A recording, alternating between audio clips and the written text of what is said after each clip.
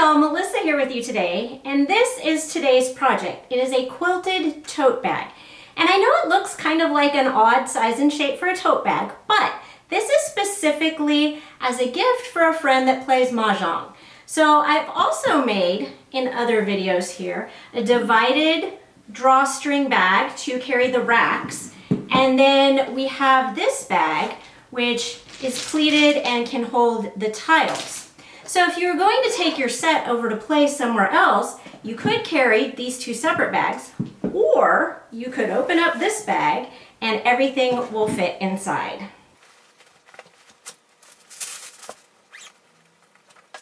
And then tote your whole game over. So meet me back at the camera and I'll show you how to sew this bag up. All right, let's go over the supplies we're going to be using to construct this bag. First, I have the pocket pieces here. These are 7 inches tall by 13 inches wide. I have one of the outer fabric and one of the lining.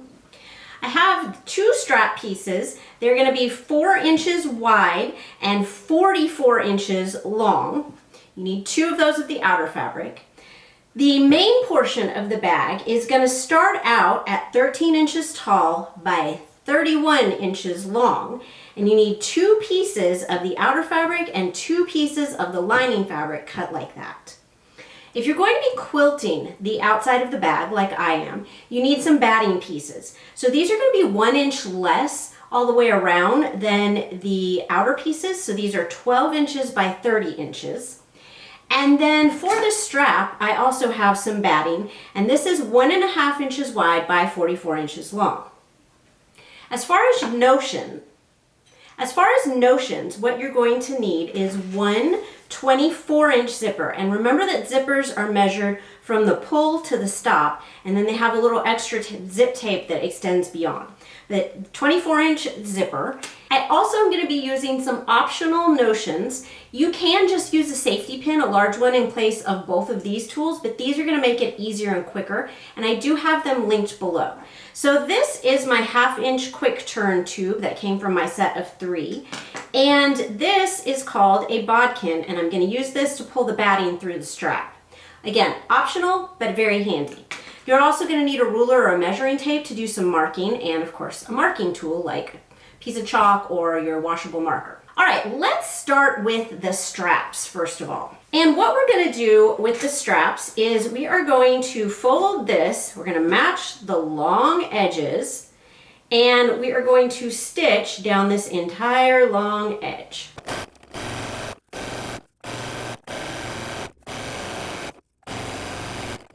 Here's where my quick turn tube is going to come in handy. I am going to use it to turn this strap right side out. And notice I stitched with a 1/2 inch seam allowance. That is the seam allowance that I'm using throughout this project. And again, while that can be done with a safety pin, it's so much faster with the quick turn tube. I'm going to give this a quick press now. I'm going to make sure that I flatten it so that the seam allowance is right along one edge, and then iron it nice and flat. Here is the strap all pressed out. Let's take a look at our batting for a second. Because this is not solid fabric, it could pull apart. So to prevent that, we're just going to do a zigzag stitch right down the center of it, and that'll just help it keep together so that we can pull it through the strap. I'm going to use the longest, widest zigzag stitch that my machine will do for this. Now what I'm going to do is take my bodkin and push it way down onto this, and I am going to clamp it with that little washer at the top, and then we're going to feed this through the strap. Once you get that batting through, just really flatten this out all the way back down. If you have extra sticking out the ends because it's stretched or because your batting was a little long, go ahead and cut that off at this point.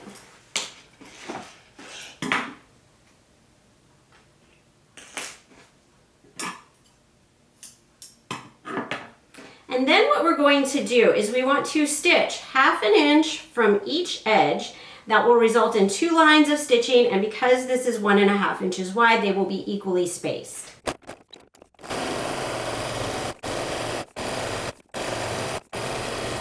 Okay, here we have 2 sets of straps. We are going to set these aside for now, And we are next going to work on the pocket.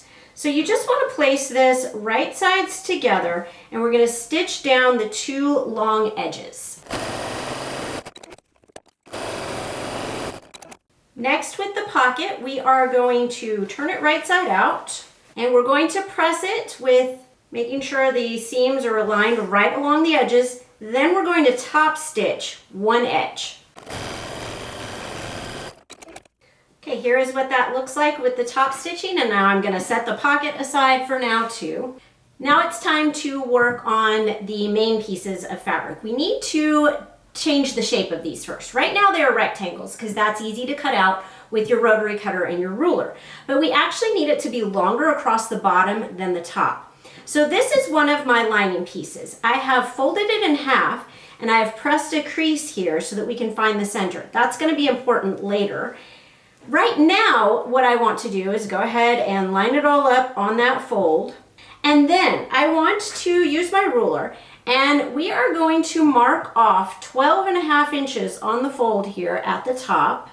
So I'm using my chalk pencil here. So 12.5 inches at the top. And then I want to make a line from that mark down to the bottom corner. And I want this line to come down about an inch before we start going in.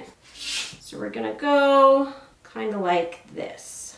And you could just do this with your rotary cutter and cut that, but I'm gonna go ahead and cut it with scissors. And then I want to repeat this on the other lining piece and the two outer pieces. So here's my other lining piece, and I'm just gonna use this first piece as a pattern.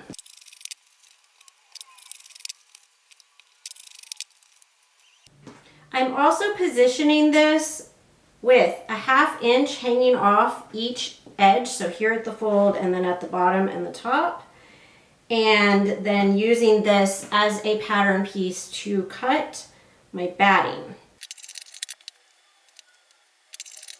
All right, next we are going to take the outer pieces of fabric. We're going to lay them wrong side up, and we want to put the batting and get it all centered on there like a 1/2 inch away from each edge. So we don't want batting in the seam allowances, basically, is what we're doing. And then I'm going to just turn this over. I'm going to put it in the sewing machine, and I'm just going to stitch straight lines down.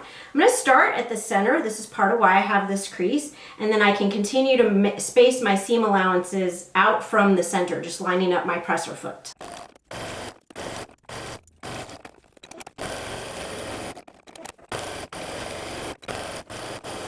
Okay, y'all, that part of the project is the part that takes the longest. Now, if you space your lines further apart than I did, that will speed this process up a little bit, but it is what it is. I have put a pin here so I can keep track of which line was my middle line. And what I'm going to do now is on this side, I am going to take the pocket and I am going to place it on that line, and then I want it to be 3 inches up from the bottom. So right about here. And I am just going to now pin this in place, and I am going to stitch it across the bottom edge. Okay, once the pocket is attached on the bottom there, we're still remembering which one is our middle line, and we're going to stitch across that middle line to the bottom and divide the pocket into 2.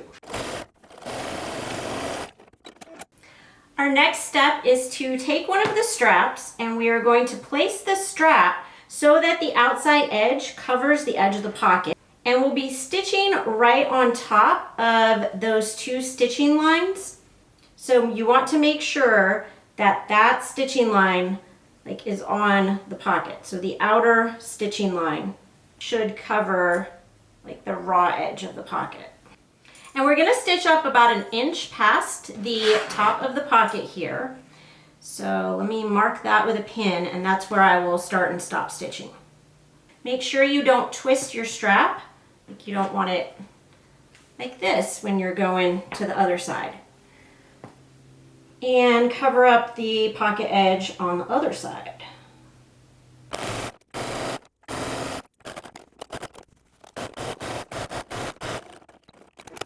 Okay, y'all, trim off those threads on the right side, and then we need to make the other side of the bag match, even though this side is not going to have a pocket.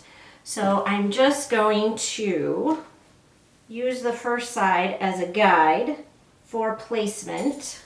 And we're going to double check here. So I stitched from the bottom up 10 inches. So I'm going to double check that on the other side now that I've got my straps placed, and make sure that's where I have my pin so that I know where to start and stop stitching. Okay, y'all, handles stitched on. I'm going to fold this back out of the way since we're going to be working on this edge with the zipper.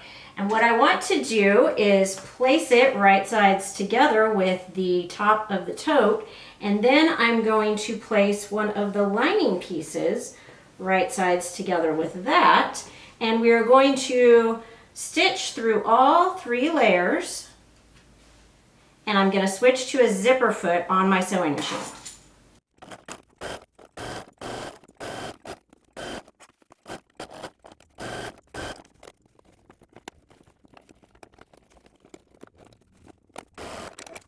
Okay, y'all, once you have that sewn, if you open it up, you'll see the zipper here, and we've sewn close to the teeth.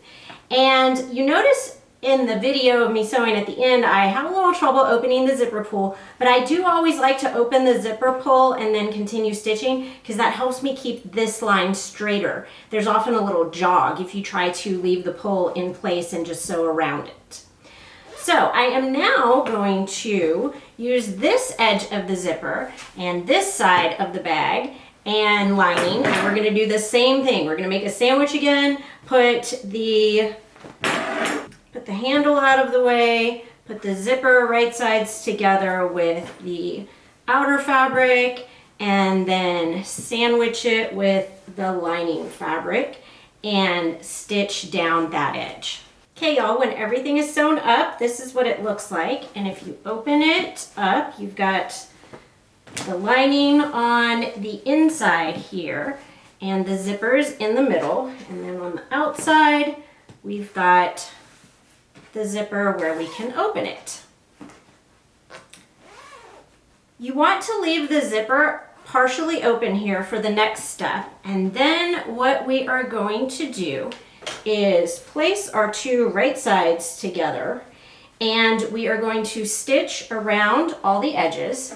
We're also going to have the 2 lining sides right sides together, and we will also stitch around those edges. We want to leave a gap in the bottom of the lining. That's where we'll turn everything right side out later. Also, I want to note that on the zipper, you want to point the zipper teeth towards the outer fabric as you're stitching here. So when you go across this area here, first of all, you want to be really careful so that you don't hit this little metal part of the zipper and break a needle.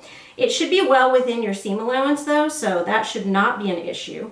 But you want to line that up exactly, and then you want to make sure that the zipper teeth are pointing towards the outer fabric. The same thing goes on the opposite end here. You want to make sure that this zipper is folded with the teeth pointed towards that outer fabric, and that you've lined that up really precisely so that you can stitch straight across there.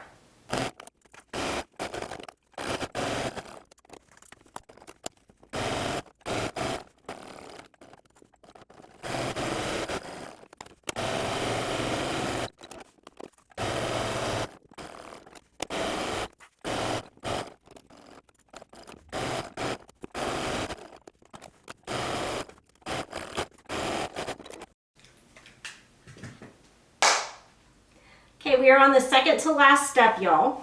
The next thing we need to do is box the corners. And I'm gonna show you on the lining corner here because this is gonna be the easiest to see. So what I wanna do is open my seams on my corner here, and then I'm matching this side seam to the bottom seam. And I always find it helpful to come down a couple inches and then put a pin directly through the seam to make sure that I am lined up. So you're just double checking that you enter and exit through this seam stitching line on both sides. Then you can kind of flatten this out, and you can see why this is easier. It's going to be harder to do on the quilted side because it'll be stiffer. But you want to take your ruler and you're going to put the 3-inch mark over that seam, and then we're going to slide this ruler down until we have 6 inches across. So once both edges of, there we go. So we've got all the way 6 inches across, and I'm going to go ahead and mark that line. And then I want to stitch right across that line, and I want to repeat this process on all 4 corners. Okay, y'all, once we have those corners stitched and boxed, what you can do, I'm taking my little rotary cutter mat here and my ruler, and I'm just going to cut off the excess now. Do that on all 4 corners, and then we can turn this right side out. To turn this right side out, you're going to find the gap that you left in the lining, and you're just going to reach your hand through, find where you unzipped the zipper, and pull everything the right way around. And you can poke your hand in there to really get the corners popped out.